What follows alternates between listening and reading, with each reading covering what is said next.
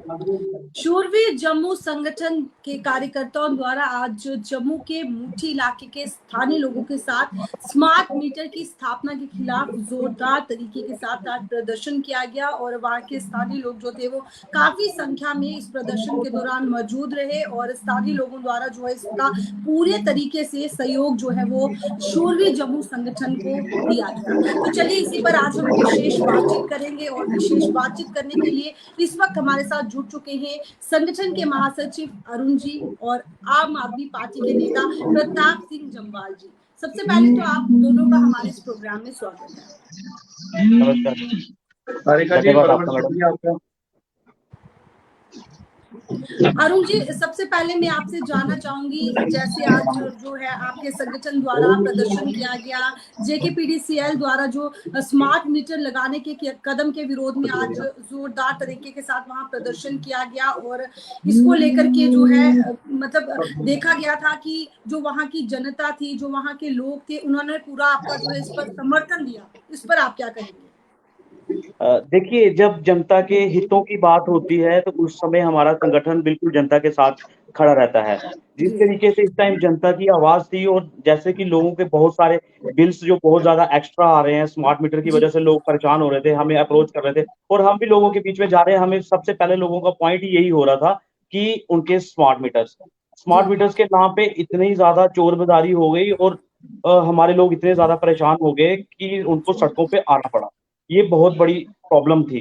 तो उसकी वजह से आज जो मुट्ठी में बहुत जोरदार प्रदर्शन जो हुआ, वो सब लोगों के सहयोग से हुए, मुट्ठी के लोगों के सहयोग से हुए। बहुत सारे एक्टिविस्ट यहाँ पर आए हुए थे, बहुत सारे नेता लोग यहाँ पर आए हुए थे और ये बैनर जो था शूरवीर जम्मू संगठन के बैनर के तले हुआ, जो नॉन पॉलिटिकल संगठन है हमारा, लेकिन सब ने जम्मू के हक की बात की और उसी के लिए आज ये जो हमारा प्रोटेस्ट था ये सक्सेसफुल रहा और सरकारों तक पहुंचाने, जिनके कान बंद हो चुके हैं जो सरकार के, उनके कान खोलने के लिए ये प्रोटेस्ट था।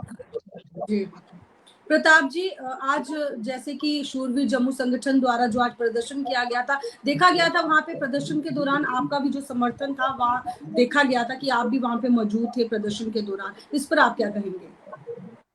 देखिए, हम पहले दिन से सरकार को ये चता रहे हैं कि सरकार का काम लोगों को मूलभूत सुविधाएं देने के लिए होता है। लोग तभी तो सरकार चुनते हैं, चाहे बिजली हो, स्वास्थ्य हो, पानी हो, शिक्षा हो, ये तमाम चीजें, रोजगार हो, ये तमाम चीजें सरकार की जिम्मेवारी बनती है। लेकिन जम्मू और कश्मीर में परिस्थिति कुछ और है। जम्मू और कश्मीर में आज सरकार ने जम्मू और कश्मीर को एक लैब की तरह बना के रख दिया है। जम्मू और कश्मीर के अपने प्रोजेक्ट हैं। आज भी कालाकोट का प्रोजेक्ट बिल्कुल बंद पड़ा हुआ है, जहां पंजाब की सरकार ने ये आने वाले कम से कम 60 दिनों के लिए कोयला लेके रखा हुआ है, क्योंकि किसानों को थर्मल प्रोजेक्ट उन्हें पता है कि हमारी जरूरत है। लेकिन आज सरकार वहां बदलते ही, पिछली सरकार तो ये दुहाई देती रही कि हमारे पास कोयला है ही नहीं, लेकिन वहां की सरकार जब नीयत साफ हो तो मुझे लगता है हर चीज करने में संभव है। बाहर आप दिल्ली में देख लीजिए, पंजाब में देख लीजिए, वहां भी हम गरीबों को बिजली दे रहे हैं, गरीबों को मुफ्त बिजली दे रहे हैं। लेकिन जम्मू और कश्मीर जिसके अपने प्रोजेक्ट हैं, जिनकी अपना पानी है, अपने प्रोजेक्ट होते हुए, अपनी जमीन होते हुए, अपनी पैदा की हुई बिजली को हम पहले बाहर देते हैं, फिर वापस वही बिजली महंगी दामों पे खरीदते हैं। तो मुझे लगता है सरकार को इस तरह की नीति को बदलना पड़ेगा। और सबसे बड़ी बात, एलजी साहब ने जो कल एक स्टेटमेंट दिया, मुझे लगता है वो बहुत ही निंदनीय स्टेटमेंट है। वो इस आग को भड़काने का काम करेगा। जिस तरह से उन्होंने एक बीपीएल परिवार को भी आईफोन और 5G का तुलना कर दी। हम एलजी साहब को ये बताना चाहते हैं, भाई साहब, जो आप महीने का बिजली का बिल देते हैं वो लाखों में आ रहा है, हजारों में आ रहा है।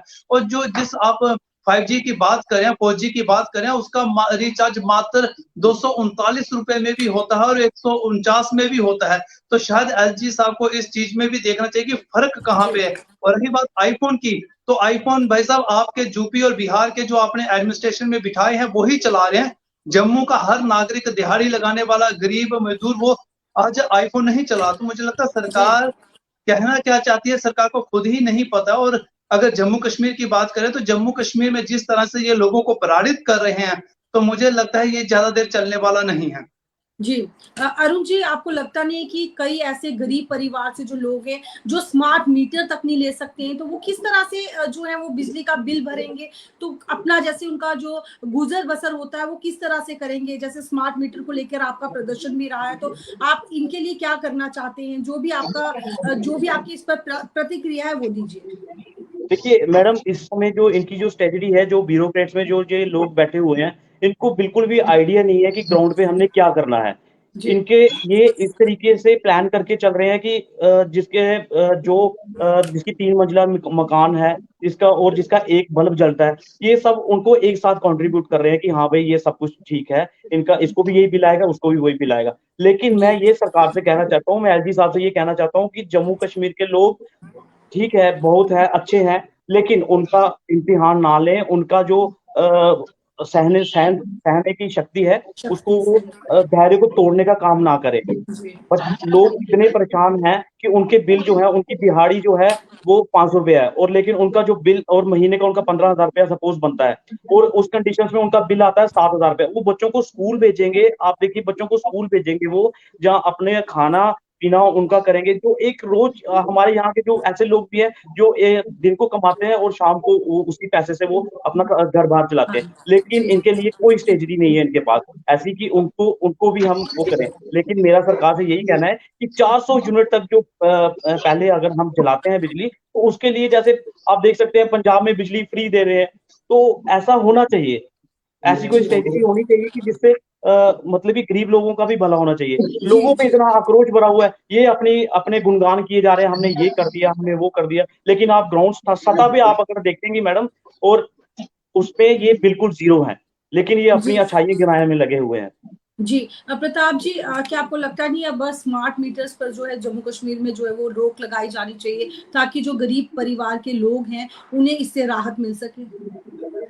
देखिए, अगर 2014 के बाद जम्मू कश्मीर में भारतीय जनता पार्टी सरकार में आती है, तो वो अपने मंत्रियों के लोन एमपी कर सकते हैं। तो मुझे लगता है स्मार्ट मीटर का इश्यू कोई बहुत बड़ा नहीं है। हम इनसे कहना चाहते हैं कि आप स्टेट डिपार्टमेंट के जितने भी सरकारी बंगले हैं, आप उन बंगलों में रहने वालों को, आपने जो इलीगल तरीके से अभी लोग रह रहे हैं, जब विधानसभा बंद है, विधान परिषद बंद है, जब जम्मू कश्मीर में कोई भी इलेक्टेड चुनी हुई सरकार नहीं है, तो ये लोग किस कानून के तहत उन सरकारी बंगलों में रह रहे हो? सरकार की पूरी सुविधा इस्तेमाल करें। हम अगर ये भी इस बात के साथ जोड़ना चाहेंगे, पिछले दिनों भारतीय जनता पार्टी के अध्यक्ष की बिजली काटी गई। वो कहते हैं कि मैं तनख्वाह लेता ही नहीं।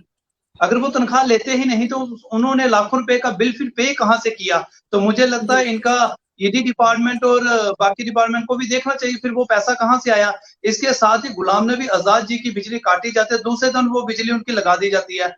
स्टेट डिपार्टमेंट में आज भी इनके जो सरकारी बंगले हैं, जितने भी सरकारी बंगले हैं, वहां पे रहने वाले ब्यूरोक्रेट, आईपीएस, आईएएस, एक्स मंत्री, एक्स एमएलए, एक्स एमपीज और सिटिंग जो सरकारी दायरे के लोग हैं, आज भी उनका लाखों रुपए का बिल पेंडिंग है। तो मुझे लगता है सरकार को पहले वहां पे डंडा चलाना चाहिए, उनकी बिजली काटनी चाहिए, ना कि रिहाड़ी जैसे 192 लोग परिवारों के यहाँ बिजली काट देते हैं। तो मुझे लगता है सरकार को पहले अपने लोगों से ये रकम वसूलनी चाहिए। और सबसे बड़ी बात है, एक गरीब द्वारा वोट डाल के ही एक एमएलए, एक एमपी ये सब चुने जाते हैं। तो जब ये चुने जाएं तो इनको मुफ्त की सुविधाएं मिल सकती हैं, लेकिन जो वोट देता है, जिसके वोट से जो लोग बनते हैं, उनको ये सुविधा लेने का हक क्यों नहीं है? तो मुझे तो सरकार लोगों को प्रताड़ित कर रही है, लोगों को लूट रही है। और आज अगर यूं बात कहें कि जम्मू कश्मीर में जब इलेक्टेड सरकार नहीं है, तो बाहर के लोग जम्मू में आके इस तरह से जम्मू को प्रताड़ित करेंगे। और सबसे बड़ी बात है, ये जो प्रीपेड मीटर और स्मार्ट मीटर लग रहे हैं,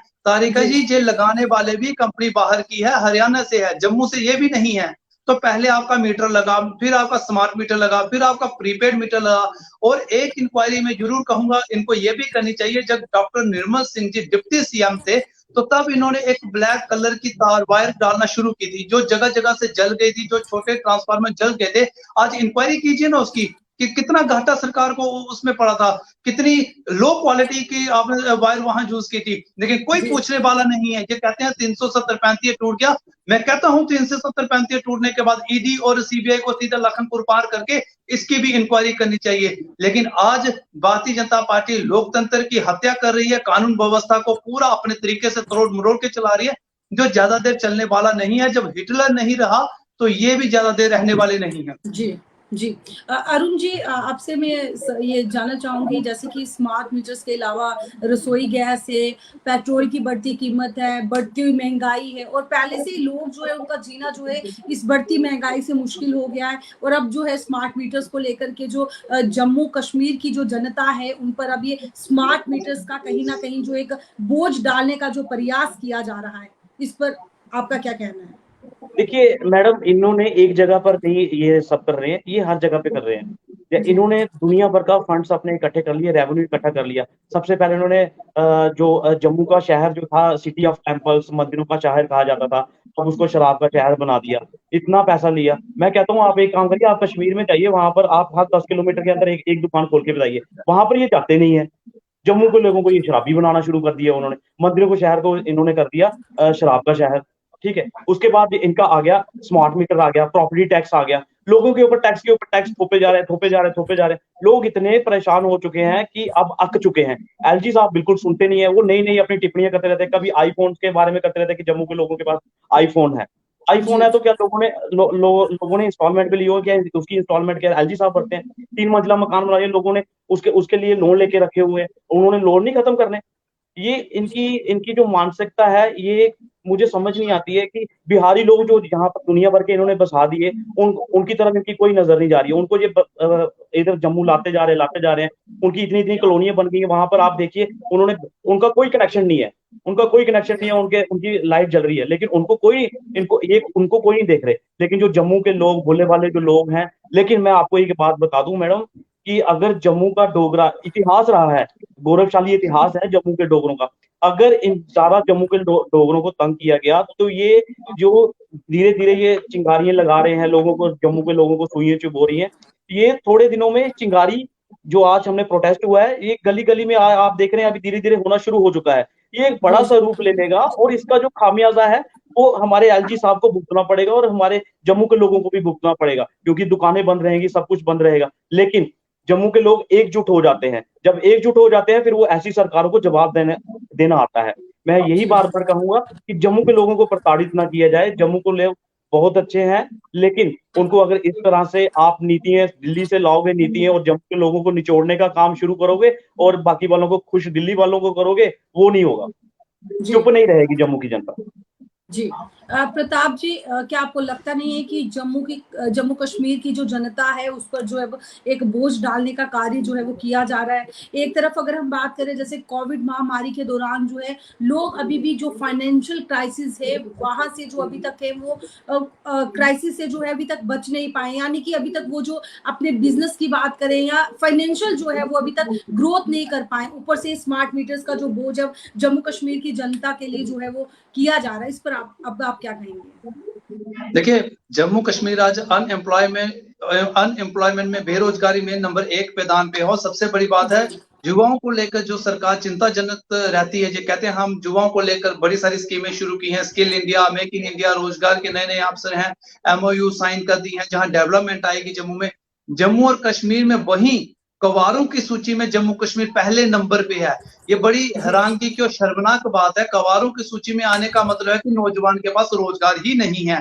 तो सरकार की नीतियां सामने दर्शाती हैं, जहां जम्मू कश्मीर में आपने कोविड महामारी के नाम पे लोगों को आपने 10-10 हजार के करीब आर्थिक सहायता रेडी फड़ी वाले को दी, लेकिन उसके बदले में आपने उस पे भी इंटरेस्ट लगाया। तो मुझे लगता है सरकार को अपने जो नंबर्स पहले ये देख लेना चाहिए, उन्होंने जनता के लिए किया क्या है। उन्होंने हर तरीके से जनता को नचोड़ने का काम किया है, हर तरीके से जनता को प्रताड़ित किया। जिस प्रॉपर्टी टैक्स को लेकर ये कहते थे हम नहीं लगाएंगे, आज वही प्रॉपर्टी टैक्स आपने इंस्टॉल करना शुरू कर दिया। उससे भी बड़ी हैरानगी की बात है कि हाईवे अभी बन रहा है, पूरे तरीके से टूटा हुआ हाईवे है, लेकिन टोल आप फिर भी पूरा ले रहे हैं। जब सुविधा नहीं है तो टोल किस बात का।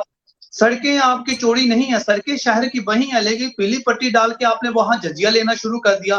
तो ये साफ दर्शाता है कि सरकार सिर्फ रेवेन्यू जनरेट करने के लिए जम्मू कश्मीर से लोगों को प्रताड़ित कर रही है। आज रेवेन्यू जनरेट जम्मू कश्मीर से किया जा रहा है। मुझे बताइए, एलजी साहब हर शनिवार को अपने जहां इनकी विधानसभा वहां चले जाते हैं, तो कितना करोड़ों का खर्च ये ब्यूरोक्रेट उठाते हैं। कितना पॉलिटिकल लीडर्स को आपने, जिसको मुझे लगता है मोहल्ले में कोई नहीं पूछता है भारतीय जनता पार्टी वालों को, आपने उनको डबल डबल कार्ड दिए हैं। तो मुझे बताइए जी, कौन सी कैटेगरी में आप इनको इतनी सिक्योरिटी प्रोवाइड करवा रहे हैं? सिक्योरिटी का जो पैसा है, जो लोगों का पैसा है, जो टैक्स का पैसा है, आप अननेसेसरी अपने लीडर्स को, जिसको ब्लॉक प्रेसिडेंट आपकी, उसके साथ भी आपने सिक्योरिटी दी है, जो गली मोहल्ले का प्रेसिडेंट आपने उसको भी सिक्योरिटी दी है। तो ये अननेसेसरी का जो पैसा भारतीय जनता पार्टी के लीडर्स को दिया जा रहा है, जहां उनकी ए और बी जो नई पॉलिटिकल पार्टीज फ्लोट की हुई हैं, चाहे उसमें अपनी पार्टी हो, चाहे उसके में आजाद डेमोक्रेटिक पार्टी हो। तो मुझे लगता है इन लोगों को जो ऑर्गेनाइजेशन की जो सरकार करी है, ये ऑर्गेनाइजेशन हमारे गरीबों के पैसे से होती है।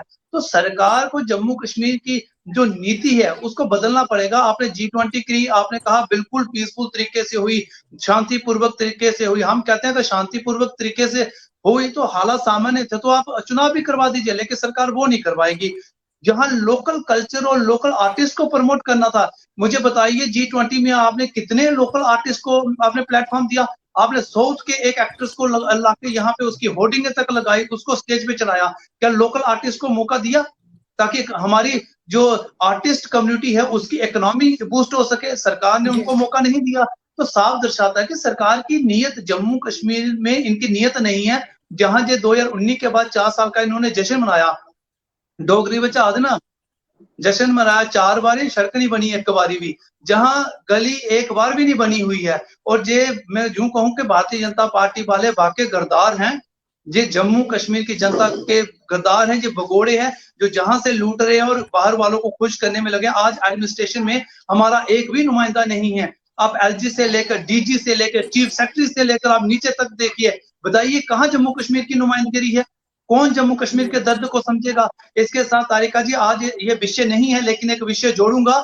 हमारा जो डोगरा सर्टिफिकेट है, देखिए हमारी जो भारतीय जनता पार्टी के जो 25 एमएलए दिए थे, हमने कितनी नालायकी है। डोगरा सर्टिफिकेट आज भी सस्पेंडेड है, ये कानून तरीके से सस्पेंड है, रिवोक नहीं हुआ है। जब अलीशा गिलानी ने इन पे प्रेशर बनाया था तो वहां पे सस्पेंड वर्ड है, ये उसको रिस्टोर नहीं करवाई। इसलिए हमें इनसे उम्मीद भी नहीं है आज, तभी तो आज पूरी जनता एक साथ हो रही है। आज लोग घरों से बाहर निकले। कल आपने देखा भगवती नगर में मैं कम से कम मेरे 7 लोगों ने 1.5 घंटा रोड ब्लॉक किया। हमें रोड ब्लॉक करने में कोई खुशी नहीं मिलती, अपने लोग ही सफर करते हैं। लेकिन इस बहरी और गूंगी सरकार को जताने के लिए हमें मजबूरी में इस तरह के कदम उठाने पड़ते हैं।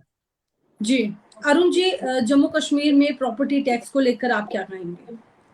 देखिए, मैं ये कहना चाहूंगा कि अभी जो प्रॉपर्टी टैक्स, एक टैक्स के ऊपर टैक्स लगा रहे हैं, ये पहले जो हमारे एलजी साहब हैं और हमारे जो मेयर साहब थे, उन्होंने बोला था कि मैं टैक्स ये लगने नहीं दूंगा। फिर इन्होंने धीरे धीरे अंडरग्राउंड एक कंपनी ले आए, वहां से इन्होंने लोगों के सर्वे कराए, अब वो भी थोपने जा रहे हैं। तो मैं यही कहना चाहूंगा कि अगर आपने प्रॉपर्टी टैक्स, आपने इतने ही ज्यादा टैक्स लगाने हैं तो आप एक काम कर दो, आप जम्मू की जनता को गिरवी कर दो, उनके घर बार जमीनें सारी आप ले लो, सारी आप ले लो, आप रख लो। अगर आपको जम्मू कश्मीर बहुत खुशहाल रखना है तो आप ये सब कुछ ले लो।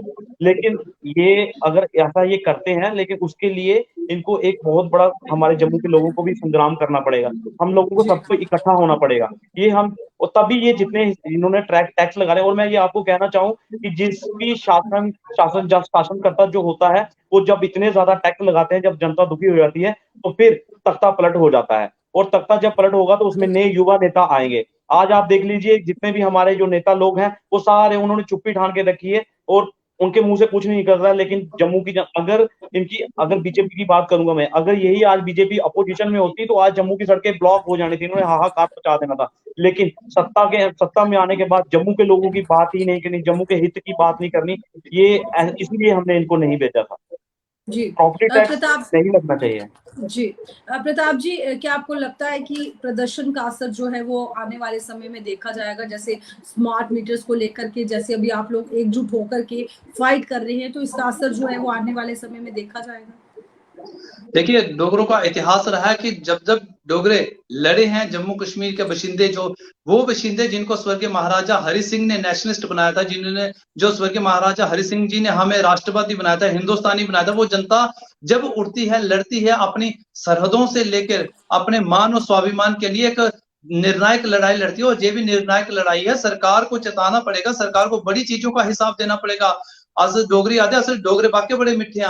हमने इनसे हिसाब नहीं पूछा, आपने न्यू एक्साइज पॉलिसी लाई, 2000 करोड़ का घाटा जम्मू कश्मीर को पड़ा था, जम्मू कश्मीर के रेवेन्यू को। आप मुझे बताइए उसका हिसाब कौन देगा? आपने कहा कि दरबार मूव हमने बंद कर दिया, 400 करोड़ रुपया आपका बचता है, वो 400 करोड़ रुपया कहाँ है आज?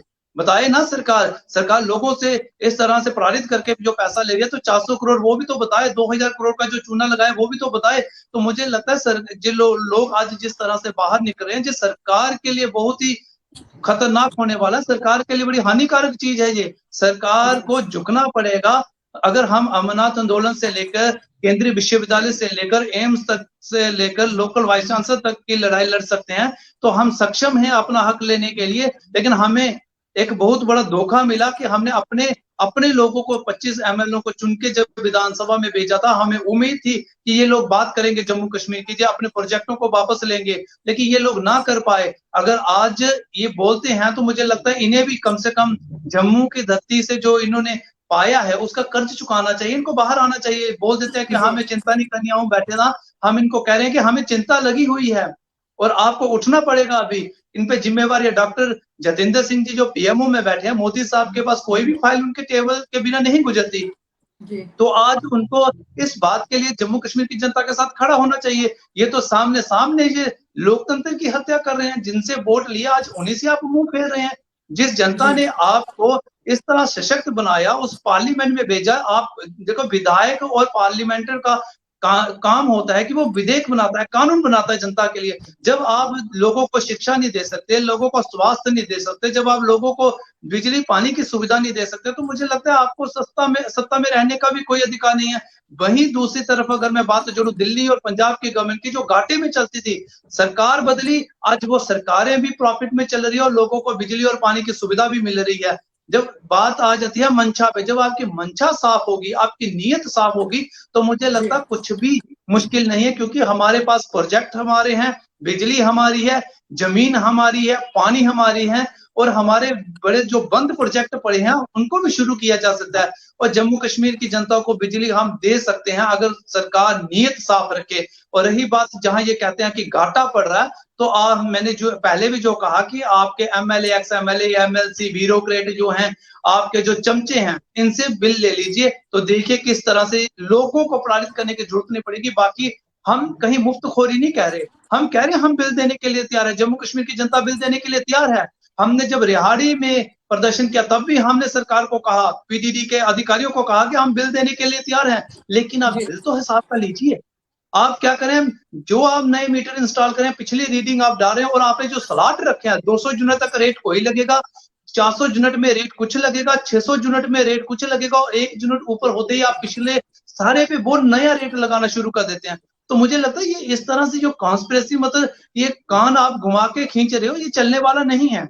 आज सरकार जम्मू कश्मीर में हर जगह पे फेल हो चुकी है। आपने मुझे बताइए जम्मू कश्मीर को दिया क्या? आपने कहा जहां इन्वेस्टर आएगा, आपने कहा जहां इंडस्ट्रीज लगेगी, लेकिन हुआ क्या? जम्मू कश्मीर बेरोजगारी दर में बढ़ गया।